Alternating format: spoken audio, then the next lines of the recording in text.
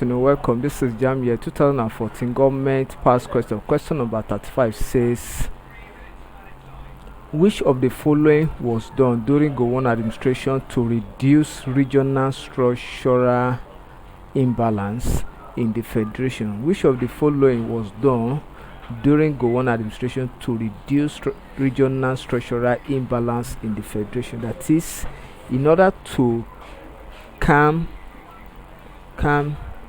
the fear of the minority groups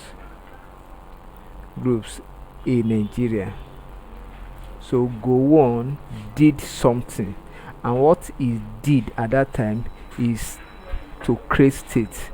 So option A says appointment of ministers, B say creation of states, C say increase in revenue allocation, D say formulation of political parties. So what he did to reduce this imbalance in Nigeria's setting, because of the north is larger than the east, and then than the west, so he created more states in the southwest region.